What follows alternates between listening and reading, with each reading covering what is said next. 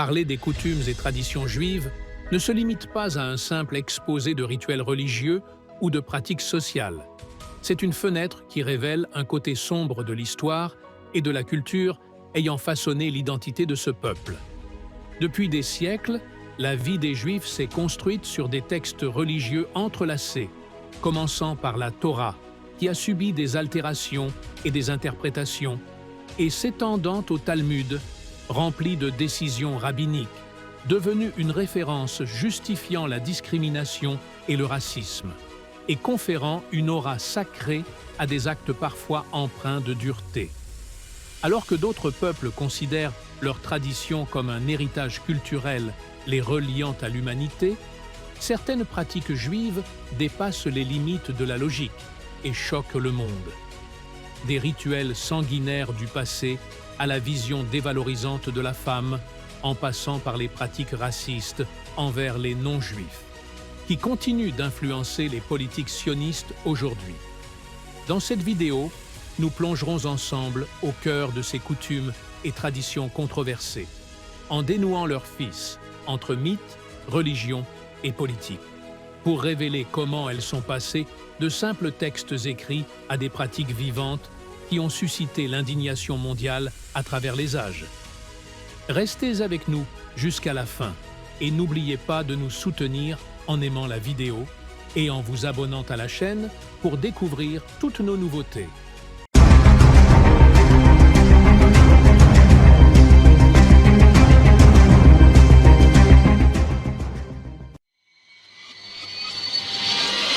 La Torah est considérée comme le livre sacré des Juifs. Elle se compose de 5 livres, attribués au prophète Moïse, que la paix soit sur lui, et contient des lois et des législations qui reflètent les aspects de la vie spirituelle et sociale du peuple juif. À l'origine, la Torah représentait le lien entre les Juifs et leur alliance avec Dieu et constituait la principale référence religieuse déterminant leur mode de vie quotidien et leur manière d'interagir avec les autres. Cependant, ce texte a été, au fil des siècles, exposé à une série d'altérations et d'interprétations qui ne se sont pas limitées à des différences de lecture, mais se sont transformées en un outil servant à consacrer des visions politiques et sociales biaisées. Des modifications délibérées y ont été introduites, vidant souvent le texte de ses objectifs spirituels, si bien que la Torah est devenue, à maintes reprises, un moyen d'affirmer l'idée du peuple élu et de justifier une attitude de supériorité envers les non-juifs, voire de les considérer comme appartenant à des catégories inférieures. Cela a contribué à créer un environnement propice à l'enracinement de tendances racistes et à l'expansion agressive par la suite. Avec le temps, l'influence de ces altérations ne s'est pas limitée au domaine religieux, mais s'est étendue au domaine politique. Le texte sacré a été utilisé comme prétexte pour justifier des guerres et la domination sur les territoires environnants, devenant un pilier sur lequel se sont appuyés les mouvements sionistes au XXe siècle afin de conférer une légitimité à leur politique de colonisation et d'expansion. Si la Torah représente le premier texte fondamental, le Talmud constitue la seconde référence la plus influente dans la formation de la vie juive. Le Talmud se compose de commentaires et d'interprétations élaborés par les rabbins à propos des textes de la Torah et comprend des discussions religieuses et juridiques sur la manière d'appliquer la loi dans diverses situations. Toutefois, cet héritage interprétatif n'est pas exempt de contenu controversé. Certains de ces passages contiennent des visions discriminatoires qui distinguent clairement les Juifs des autres. On y trouve parfois des conceptions présentant les âmes juives comme supérieures et plus nobles, tandis que les non-juifs sont parfois réduits à un rang inférieur à celui des êtres humains. L'affirmation d'une supériorité juive a ainsi fourni une couverture idéologique à des pratiques marquées par le mépris et le rejet de l'autre, rendant les relations avec les non-juifs dominées par une vision de supériorité continue. De tels textes ont contribué à renforcer l'isolement au sein de la société juive et à consacrer l'idée que l'autre ne mérite pas l'égalité des droits. À l'époque moderne, l'influence de ces textes demeure encore présente, en particulier dans les milieux des courants juifs les plus radicaux. Certes, certains mouvements réformistes juifs s'efforcent de dépasser les interprétations raciales, mais les vestiges de ces conceptions persistent et sont parfois invoqués par les mouvements sionistes pour justifier leur politique à l'égard des Palestiniens et d'autres peuples. Parmi les coutumes et traditions les plus controversées dans la pensée juive se distingue la vision de supériorité promue par certains textes talmudiques. Ces textes classent les Juifs comme le peuple élu de Dieu, tandis que les non-Juifs sont parfois considérés simplement comme des instruments à leur service, voire comme des ennemis qu'il convient d'éliminer si la nécessité l'exige. Cette idée, qui se manifeste dans certains passages par la description des autres comme des bêtes ou des chiens, ne se limite pas au cadre religieux, mais s'est reflétée dans les pratiques politiques, notamment dans le projet sioniste, qui a adopté une vision expansionniste considérant les peuples environnants, y compris les Palestiniens, comme des obstacles ou des ressources à exploiter pour atteindre ce qui est perçu comme un intérêt supérieur pour les Juifs.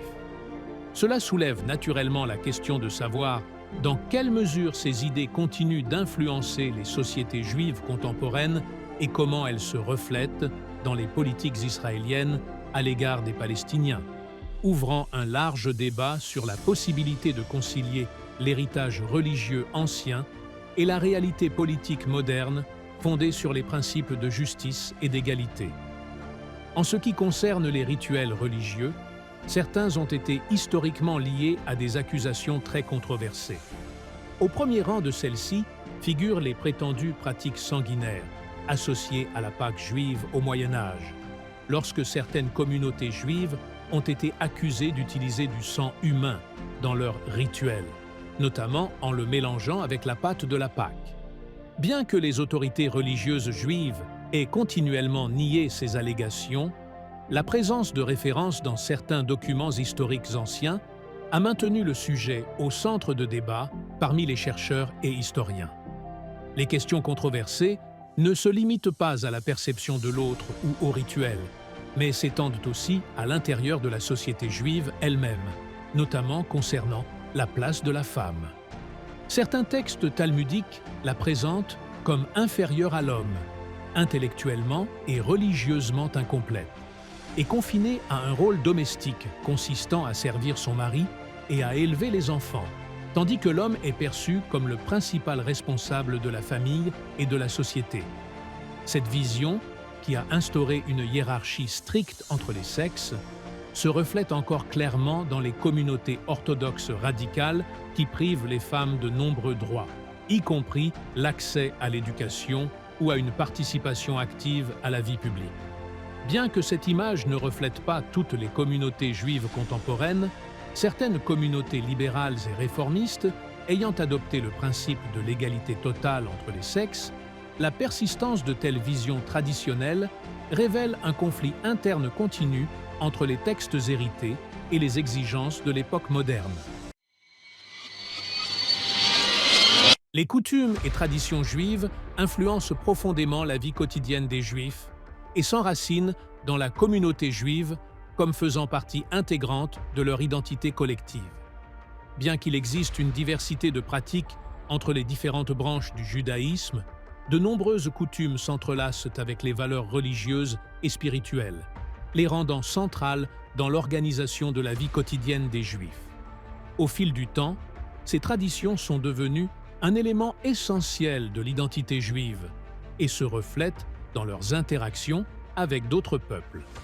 Sur le plan social, ces coutumes peuvent renforcer l'isolement au sein des communautés juives, en particulier dans les lieux où les Juifs vivent aux côtés d'autres religions et cultures.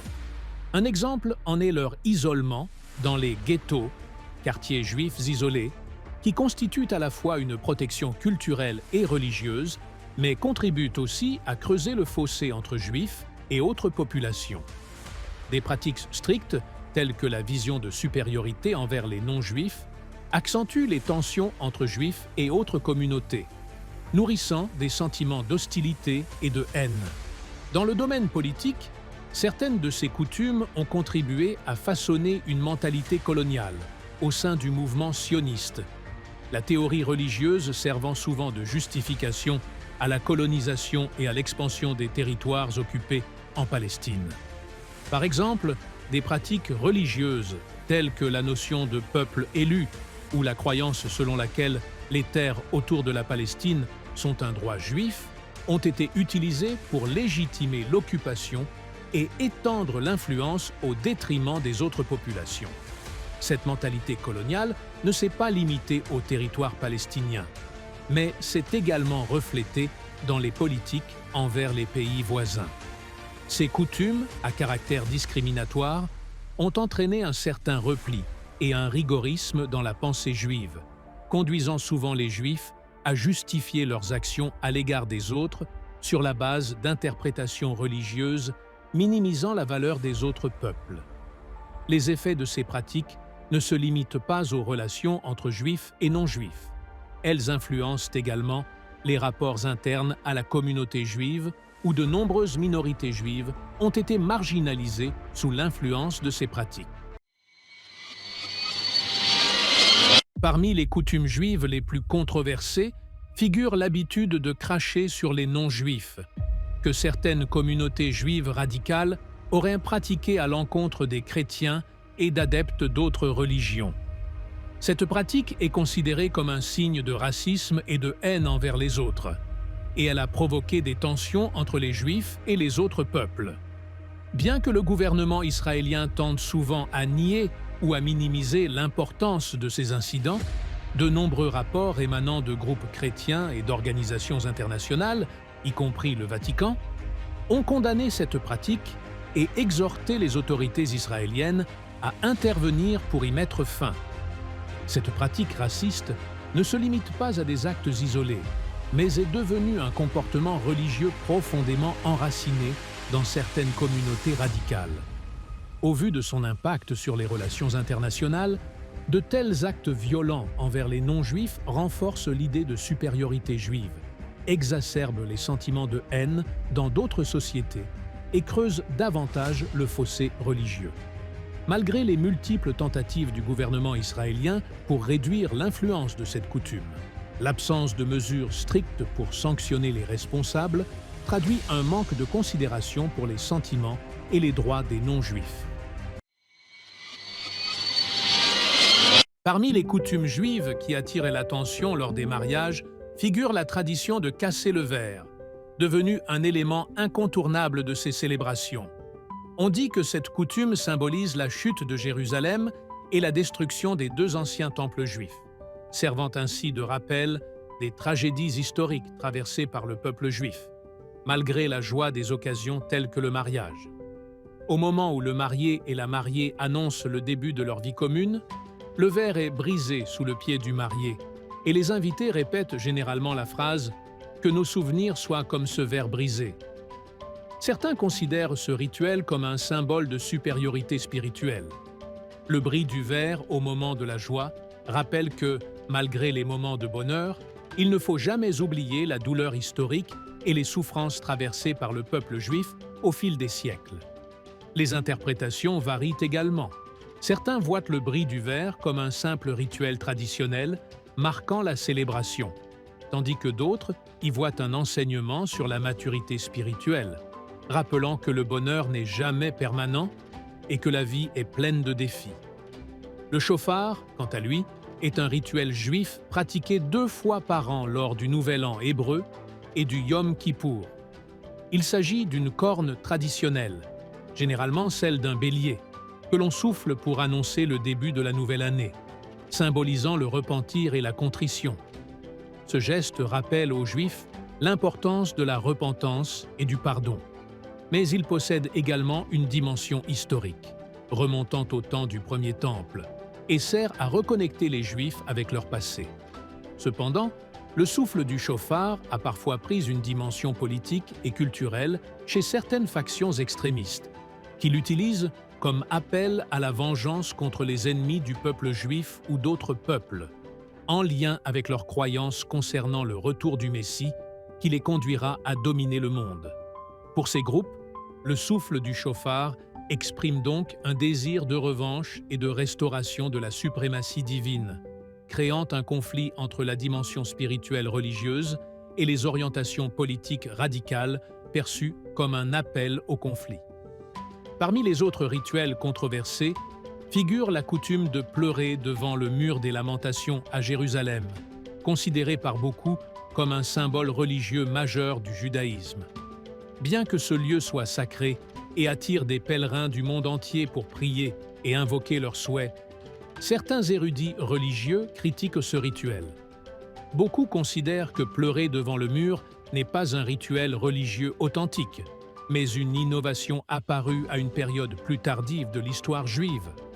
Ainsi, ce qui se passe au mur des lamentations n'est qu'une prétention amplifiée et instrumentalisée politiquement pour justifier, selon certains, l'appropriation des terres palestiniennes. Il est paradoxal que la Torah, sur laquelle se fondent toutes les pratiques juives, ne mentionne pas ce mur, ni aucun rituel de lamentation devant lui. Cette absence dans les textes religieux originels soulève des questions sur la légitimité religieuse et historique de cette pratique. Au fil du temps, ce rituel s'est répandu dans le cadre de la quête effrénée de la terre promise et s'est consolidé après l'expansion des colonies juives en Palestine. Il n'est plus seulement un rituel religieux, mais un outil politique, exploité par les rabbins et les dirigeants sionistes pour justifier l'occupation israélienne et lui conférer une légitimité apparente. En conclusion, les coutumes et traditions juives restent un sujet controversé et débattu à travers les âges. Elles sont issues de textes religieux anciens qui promouvaient l'isolement, le racisme et la haine de l'autre. Et avec les évolutions politiques et économiques modernes, certaines de ces pratiques sont devenues partie intégrante de l'identité collective défendue par les mouvements sionistes. Ainsi se termine la vidéo d'aujourd'hui. N'oubliez pas de vous abonner à la chaîne et d'activer la cloche pour ne rien manquer de nos prochaines publications.